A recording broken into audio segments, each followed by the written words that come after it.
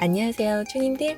마리아주예요. 오늘은 쭈님분들이 예전부터 좋아해주신 튀김 오마카세를 소개해드리려고 하는데요.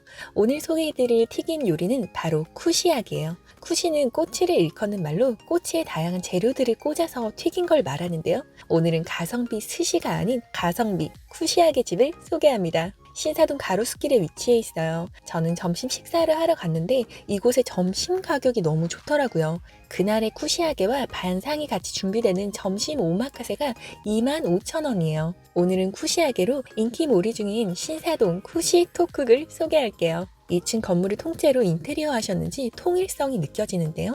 1층에는 점심 식사와 저녁 식사가 가능한 공간이고 2층은 저녁 식사만 할 수 있다고 하네요. 룸이 따로 마련돼 있어서 작은 모임을 해도 좋을 것 같은데요. 들어서는 순간 이 조명부터 식당을 들어가는 통로의 화려한 인테리어가 벌써부터 기분이 좋아지는데요. 나무 소재를 많이 써서 고급스러우면서도 깔끔한 일식집을 연상케 하는 것 같아요. 먼저 식사를 하기 전에 오늘 준비될 쿠시약의 재료들을 보여주시고 시작을 했어요. 참고로 이번에 쿠시토쿡이 리모델링을 하면서 메뉴들이 조금 바뀌었다고 하는데요. 원래는 점심 25,000원에 튀김은 5종류가 나왔다고 하는데 구성도 늘리고 반상 메뉴들도 조금씩 바뀌었다고 해요. 지금은 점심 식사에 반상과 튀김 6종류 그리고 디저트까지 준비된다고 하니 참고하시면 좋을 것 같아요.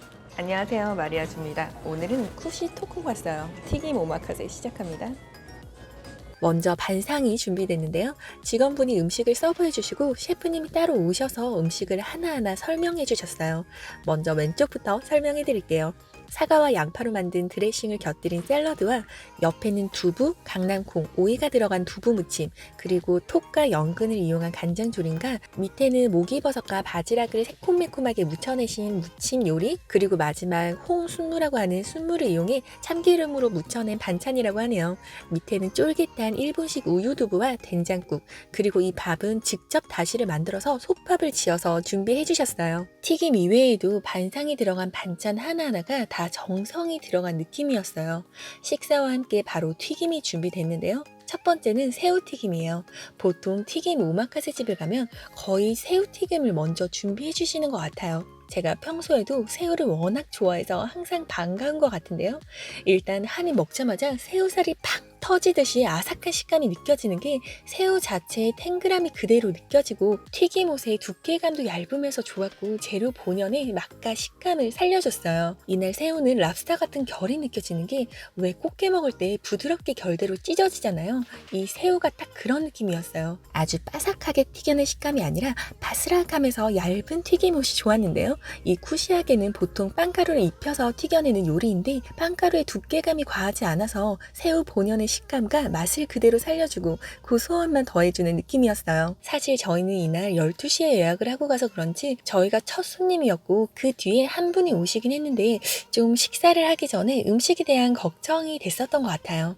근데 이 새우 쿠시야기를 한 입 먹는 순간 전혀 걱정은 없어지고 다음 음식에 대한 기대가 높아지네요. 자, 먼저 오늘의 와인을 소개할게요. 역시 오늘도 샴페인을 한 병 챙겨왔는데요.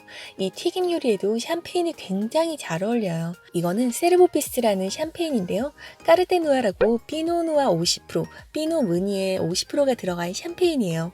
잔에 피어나는 잘 익은 빨간 사과를 깎는 듯한 향이 피어나면서 산도도 굉장히 깨끗해요. 계곡 깊은 곳에 깨끗한 1급수 물을 마시는 것처럼 미네랄이 듬뿍 느껴지면서 아주 청량한 느낌이 들고 또 기포도 과하지 않으면서 포근한 단맛과 가실향, 산미와 토스티함이 적당한 게 밸런스도 좋아요. 처음 입맛을 돋구기에도 음식과 함께 페어링하기에도 너무 좋은 것 같아요. 이번에는 표고버섯과 양파가 함께 튀겨 나왔어요. 음식들이 준비될 때마다 재료에 대한 설명과 어떻게 먹으면 되는지 어떤 소스와 어울리는지 말씀해 주셔서 그런 배려가 좋았어요. 이 표고버섯은 버섯을 한 입 먹고 양파를 한 입에 먹으라고 하셨는데요. 고소미 소스라는 이 콩가루와 깨로 만든 소스를 곁들이라고 하셨어요. 저는 사실 이 소스와 표고버섯만 먹었을 때는 약간 부족한 느낌이 들었는데요. 표고버섯도 좀 고소한데 소스도 고소함만 있는 느낌이라 약간 밋밋한 느낌이 들어서 저는 개인적으로 오히려 소금을 더했으면 어떨까 하는 생각이 들었어요.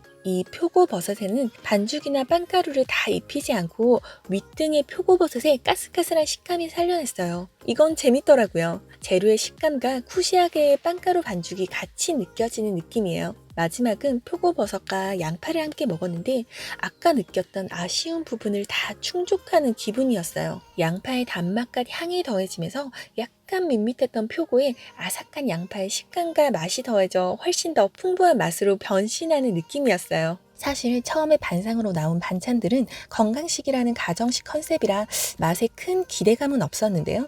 반찬 하나하나가 다 재료 본연의 맛을 살리면서 간이 너무 좋아서 맛있었어요. 이 샐러드는 양파와 사과를 갈아서 만든 드레싱이 뿌려졌다고 하는데 그 생과일 주스 먹을 때 과일의 즙만이 아니라 그 갈아져 있는 과일의 식감이 살아있잖아요. 이 드레싱에도 그런 식감이 살아있어서 정말 맛있으면서 건강한 드레싱이라는 생각이 들었어요. 아까 목이버섯이라고 해서 궁금했던 건데 이거는 목이버섯을 가늘게 채를 썰어서 무쳐내셨어요. 꼬득꼬득한 식감이 해초류 같은 느낌도 들고 아삭한 오이고추가 더해져 입안을 개운하게 하는 느낌이에요. 저는 또 이 솥밥이 굉장히 마음에 들었는데요. 아까도 말했듯 다시물을 뽑아서 솥밥을 지었다고 하는데 안에 버섯과 생강이 같이 들어갔다고 해요. 버섯과 생강 향이 아주 은은하게 나는 게 밥의 단맛과 잘 어우러지면서 밥 자체의 맛을 굉장히 고급스럽게 만들어줘요. 옆에 있는 톳 조림과 두부 무침도 역시 맛있었고요. 반찬들이 하나같이 슴슴한 느낌이 아니라 간이 적당하게 맞춰져 있어서 좋더라고요. 보통 이렇게 나오는 건강한 밥상들은 좀 맛이 밋밋하거나 심심할 수 있는데 이 한 상은 정말 맛있게 먹을 수 있는 건강 밥상이라는 생각이 드네요. 이번에는 닭다리살 쿠시하게가 나왔는데요. 밑에 파가 같이 튀겨냈다고 하는데 한 입은 닭다리살만 먹고 두 번째는 파와 함께 먹으라고 말씀해 주셨어요. 이 튀김옷을 보면 안에 파가 비칠 정도로 얇게 빵가루가 입혀 있잖아요. 닭다리살을 한 입 무는데 안에 육즙이 퐁퐁 뿜어져 나오면서 닭다리살도 너무 야들하고 부드럽고 깨끗한 닭고기 향도 좋았어요. 저는 이때쯤 이곳의 튀김 스타일이 너무 마음에 들어서 단품으로 쿠시하게가 추가 가능한지 여쭤봤는데 점심에는 이 가정식 쿠시하게만 준비된다고 하고 단품 추가는 안 된다고 하더라고요. 메뉴판을 보니 저녁에는 좀 더 푸짐한 구성으로 8만원과 13만원의 오마카세가 있고 단품으로 따로 주문이 가능한 메뉴가 있던데 다음번에는 저녁에 한번 와보고 싶다는 생각도 드네요. 이거는 뿔돔이라는 생선이에요. 뿔돔을 일본식 된장에 재워서 튀겨낸 거라 간이 되어 있다고 소스 없이 그냥 먹는 걸 추천한다고 해요. 된장에 재우면서 생선의 맛을 좀 응축시킨 느낌이에요. 스시집에서 보통 생선을 일본식 된장에 재워서 구워주실 때가 종종 있는데요. 얼만큼 생선을 이 된장에 재우냐에 따라 생선의 맛이 오히려 죽거나 된장 맛이 너무 강하게 느낄 때도 있는데 이건 생선 본연의 맛을 잘 살려주는 느낌이었어요. 된장 향은 강하지 않고 간을 좀 맞추면서 식감을 좀 탄탄하게 해주는 그런 느낌이었던 것 같아요. 아까 반상에 나온 이 우유두부라는 요리가 있었는데요. 흔히 이자카야에서 볼 수 있는 모찌리도우와는 조금 다른 식감이에요. 모찌리도우는 쫀득쫀득한 식감이 살아있으면 이건 약간 톡톡 끊기듯이 푸딩 같은 식감에 가까운데요. 밑에 있는 이 참깨 소스와 위에는 쑥가루가 올라가 있던데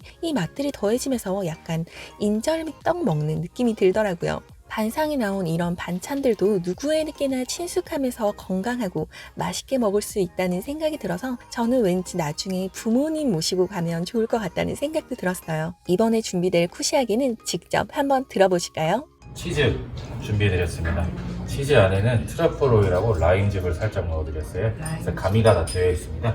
본연의 맛 추천드리겠습니다. 네. 입으로 가져오는 순간 트러플 향과 기름의 고소함이 만나 후각을 자극시키는데요. 먹자마자 포슬포슬하면서 부드럽게 녹는 감자 고르켓 같은 느낌이에요. 아마 반죽에 으깬 감자와 치즈를 섞으신 것 같아요. 감자와 트러플 향은 워낙 좋은 조합인데 이 튀김에서 포인트는 라임즙. 라임즙의 산미가 가운데 살짝 느껴지는 게 순간 동남아가 떠오르더라고요. 똠양꿍이나 쌀국수에 레몬을 넣으면 산미가 더해지면서 맛이 좀 특별해지는 것처럼 흔하게 생각될 것 같은 맛에 흔하지 않는 포인트를 주는 느낌이었어요. 아스파라거스는 통째로 튀겨내서 위에는 명란 마요 소스를 올려냈다고 해요. 손으로 먹기 좋게 준비를 해주셨는데요. 뜨거우니 조심해서 드시라는 말도 해주셨어요. 그래서 저는 한 1분 정도 식힌 다음 먹었는데요. 제가 뜨거운 걸 잘 먹는 편인데도 온도감이 좀 높다는 생각이 들었는데 먹기 전에 저런 설명을 해주시는 것도 셰프님의 배려가 느껴져서 좋았어요. 아스파라거스는 치아가 뭉근하게 들어갈 정도로 익혀 나왔는데 부드럽게 씹히는 식감도 좋았고 익혀지면서 이 아스파라거스의 단맛이 많이 올라간 것 같아요. 명란 마요 소스는 맛이 강하지 않아서 채소의 맛을 그냥 받쳐주는 느낌이었고 아스파라거스는 단맛이 착 올라오는 게 약간 잘 삶은 완두콩 같은 느낌도 살짝 들었어요. 이렇게까지 쿠시하게 6종류가 나왔고 마지막 디저트가 준비되는데요. 디저트도 튀김 디저트가 준비되더라고요. 역시 마지막 이 디저트까지 이 집의 색깔을 잘 살려낸 느낌이었어요. 이거는 모 아이스크림이 모티브에서 만들었다고 하는 찹쌀떡 튀김인데요. 안에는 차가운 온도감을 살렸다고 해요. 얇은 튀김옷이 찹쌀떡을 감싸고 있으니 왠지 떡에 콩가루 입힌 것 같은 포슬포슬한 식감같이 느껴져요. 팥 앙금의 단맛에 기름의 고소함이 더해져 괜찮았던 것 같아요. 사실 여기까지 식사가 마무리되는데요. 쿠시토쿡을 오픈하시고 지금 운영을 하고 계시는 사장님께서 제 유튜브를 잘 보고 있다며 팬이라고 서비스를 하나 주셨어요. 이거는 저녁 타임에 준비되는 디저트로 모나카예요. 안에는 직접 만든 호지차 아이스크림과 무화과가 들어가 있어요.